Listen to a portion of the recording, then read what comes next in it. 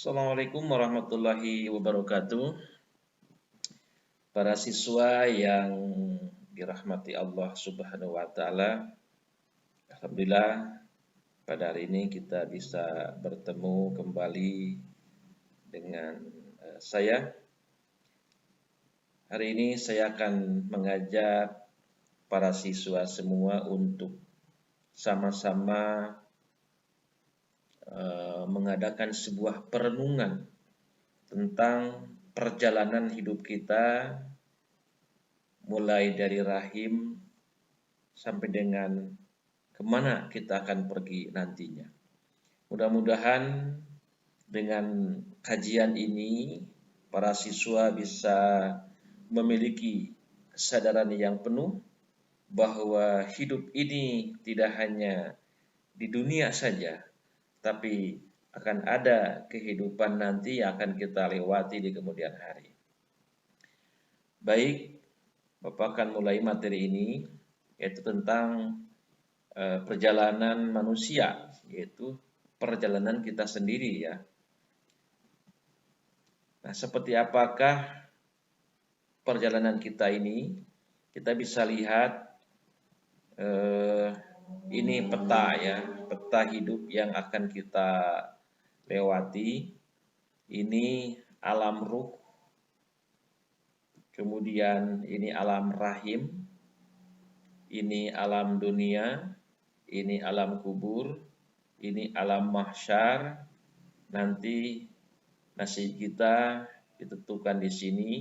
Ini ada surga dan ada neraka, ada surga, ada neraka. Jadi ini peta yang akan kita lewati, yang sudah kita lewati, dan yang sedang kita jalani, dan yang akan kita lewati. Ini semua manusia dimanapun, baik beriman maupun tidak beriman, akan melewati perjalanan peta seperti ini. Kita mulai di alam ruh ini. Kita mulai dari alam ruh. Ya, alam ruh itu suatu alam ya sebelum manusia lahir ke dunia. Dalam sebuah hadis riwayat Imam Tirmidzi dikatakan bahwa ketika Allah menciptakan Adam, dia mengusap punggungnya. Maka dari punggung itu setiap ruh yang menyerupai biji atom berjatuhan, yang dia Allah adalah penciptanya sejak itu sampai hari kiamat kelak. Jadi anak-anakku, ruh yang diciptakan Allah itu mulai dari ruhnya Nabi Adam sampai dengan ruh manusia terakhir yang akan diciptakan Allah, itu semuanya sudah Allah ciptakan ruhnya. Dan ruh itu berkumpul di alam ruh. Jadi pada saat itu ruh kita, ya ruh kalian dan ruh Bapak sudah diciptakan dan berkumpul di sebuah alam yang disebut dengan alam ruh. Nah, ini dalam surat Al-A'raf ya, ayat 172 Allah berfirman, dan ingatlah ketika Tuhanmu mengeluarkan dari Bani Adam keturunannya dari sulbi mereka, dan Allah mengambil kesaksian terhadap jiwa mereka sambil berfirman, Alastu birabbikum, bukankah aku ini Tuhanku? Qalu bala syahidna. Mereka menjawab, betul engkau Tuhan kami dan kami menjadi saksi. Jadi anak-anakku, ruh kita pada saat ada di alam ruh itu sudah mengakui bahwa Allah itu Rabb kita. Allah itu Tuhan kita. Jadi semua ruh manusia, baik orang kafir pada masa hidup sekarang ini maupun ruh kita, itu semua dulunya ketika di alam ruh mengakui bahwa Allah itu satu-satunya Rabb, satu-satunya Tuhan semesta alam. Sehingga dikatakan oleh beliau sallallahu alaihi wasallam bahwa setiap bayi yang dilahirkan dalam keadaan fitrah. Nah, jadi artinya setiap bayi yang dilahirkan dalam keadaan fitrah artinya bayi apapun bayi yang lahir dari golongan apapun, baik dia muslim maupun non-muslim, itu fitrah. Persis seperti ada di alam ruh yang mengakui bahwa Tuhan itu adalah Allah dan Allah itu adalah Tuhan semesta alam. Ya.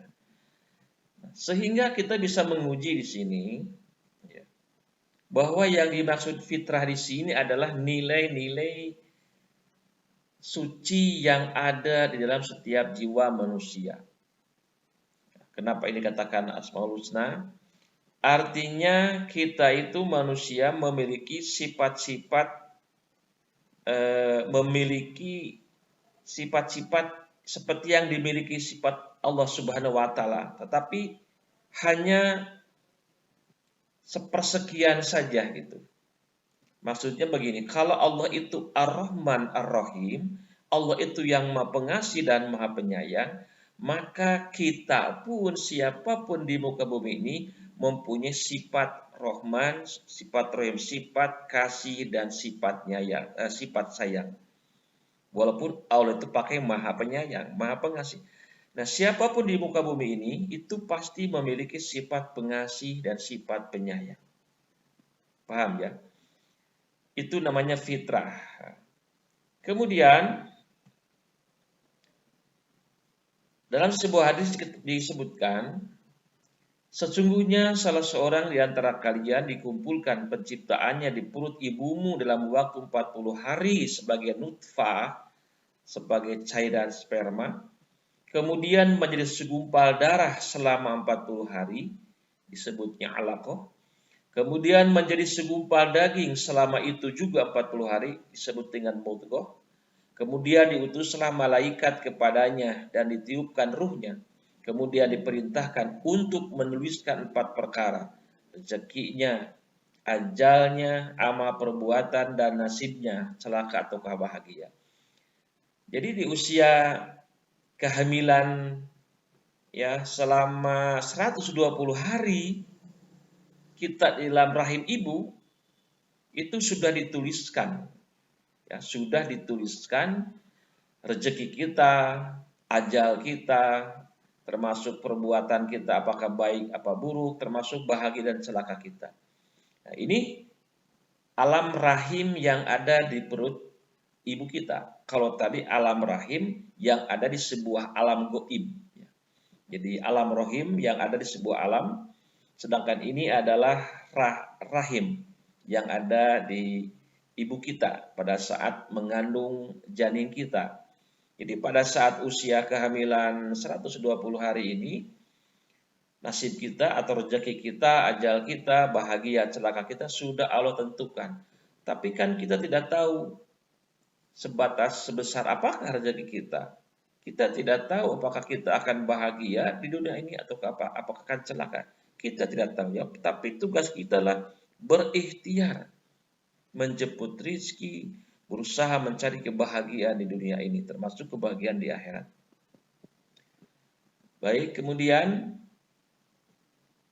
kita masuk sekarang ke alam dunia ya. Jadi pertama tadi sudah kita sampaikan ya alam ruh gitu ya. Maksud saya alam ruh yang sudah kita lewati, kemudian ruh ini ditiupkan ke rahim ibu sehingga kita sekarang di alam rahim.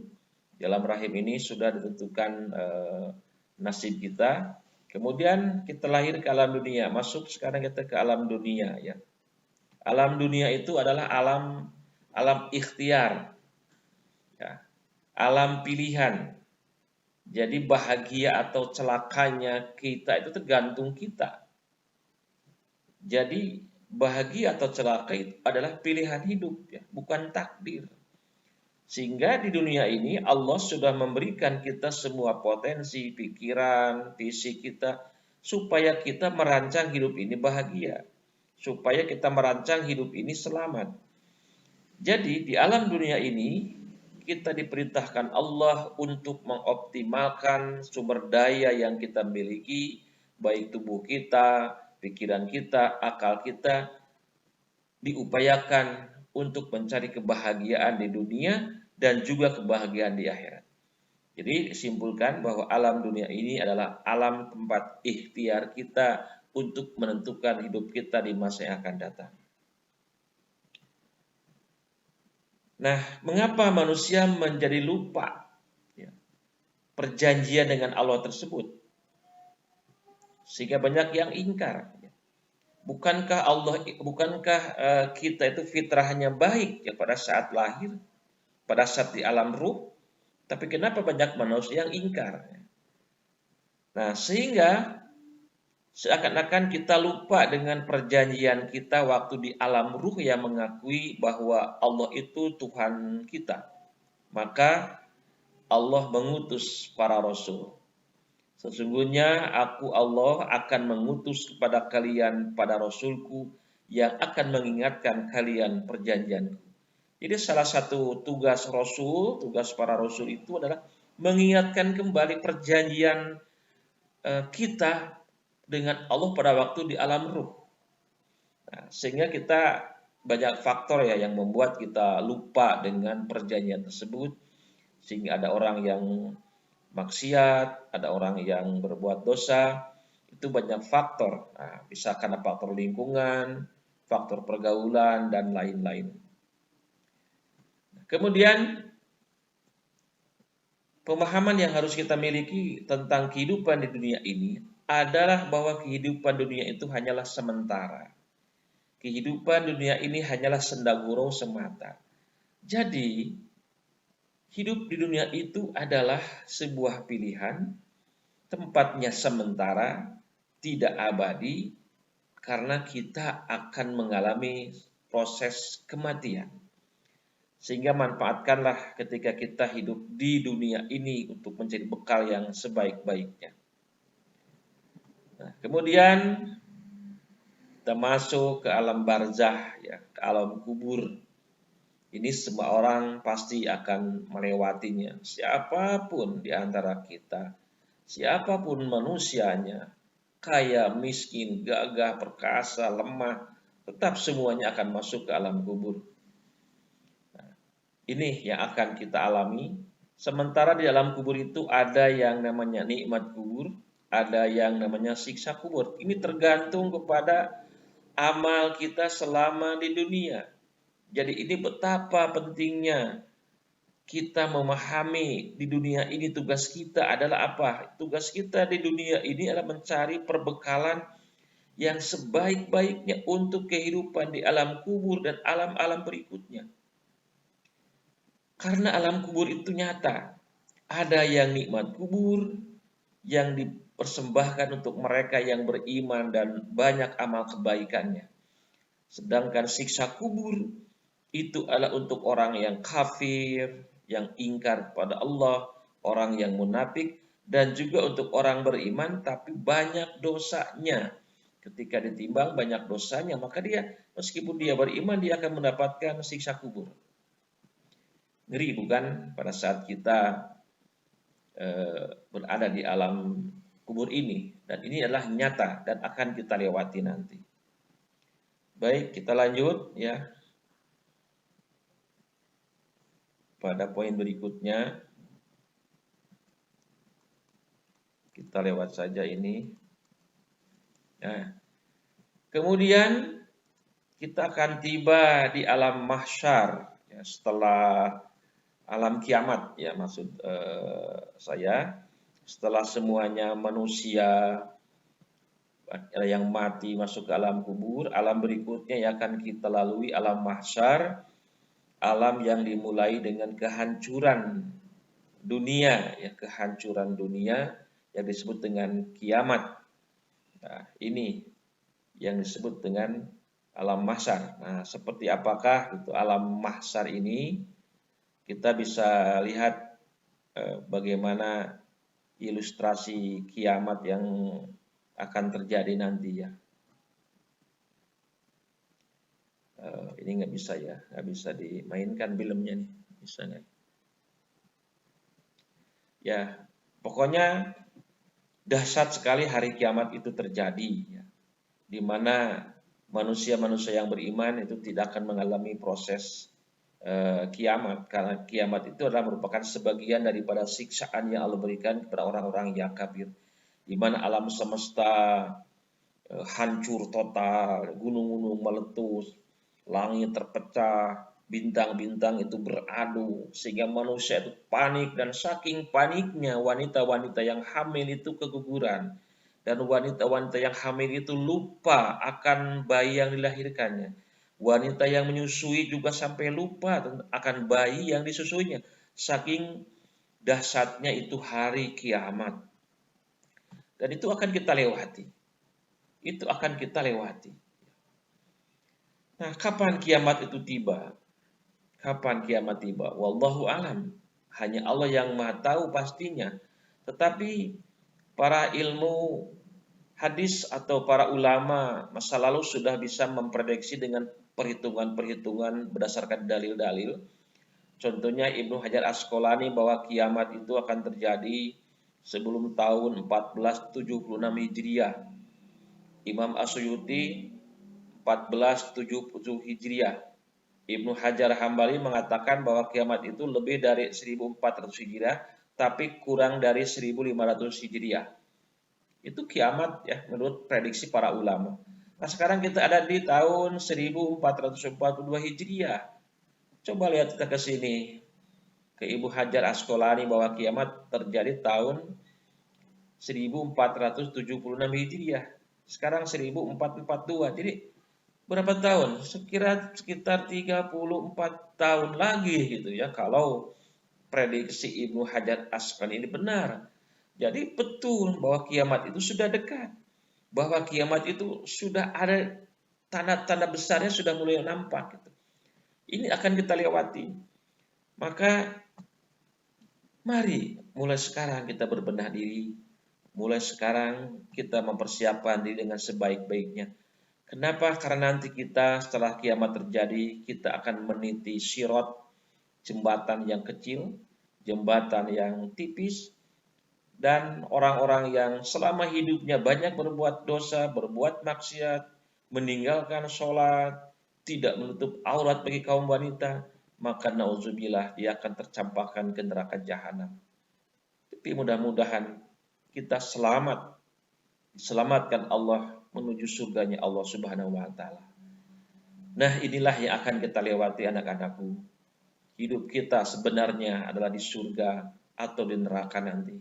Nauzubillah, kita mohon kepada Allah supaya terhindar dari neraka ini, dan kita mohon kepada Allah agar kita berada di surganya Allah. Dan itu semua tergantung pada amalan kita di alam dunia. Tergantung pada amalan kita yang ada pada saat kita di alam dunia ini. Maka mulai sekarang, mumpung kita masih hidup, yuk jadilah kita orang yang baik. Jadilah kita orang yang soleh-soleha, bertakwa kepada Allah dengan melaksanakan apa yang Allah wajibkan kepada kita, seperti sholat yang 5 waktu, bagi kaum perempuan menutup aurat dengan rapi, saum di bulan Ramadan, berbakti kepada orang tua, menjaga silaturahim dengan teman, dengan saudara-saudara kita, dan menjauhi kemaksiatan kepada Allah, jauhi kekufuran, jauhi kemusyrikan, jauhi perbuatan kebohongan, jauhi kedustaan, jauhi kekhianatan, jauhi saling membenci sama teman, rukun-rukun dengan teman-teman kita. Baik anak-anakku, itu yang bisa saya sampaikan. Semoga kalian mendapatkan pencerahan bahwa hidup kita di dunia ini tidak abadi. Hidup di dunia ini adalah untuk mencari bekal akhirat, dan kalian di sekolah ini adalah juga dalam rangka mencari perbekalan menuju akhirat. Firman Allah yang mengatakan bahwa carilah dengan apa yang Allah berikan kepada kita kebahagiaan di akhirat, tapi jangan lupa dan jangan lupakan kebahagiaan kalian di dunia. Jadi kita belajar di sini juga dalam rangka mencari kebahagiaan dunia, lulus dari sekolah ini dapat pekerjaan yang layak, dapat penghasilan yang layak, tetapi juga pada saat kita masuk ke alam kubur, kita mendapatkan nikmat kubur, dan nanti pada hari kiamat, hari akhir, Allah masukkan kita kepada surganya Allah Subhanahu wa taala. Amin Allah ya rabbal alamin. Terima kasih. Assalamualaikum warahmatullahi wabarakatuh.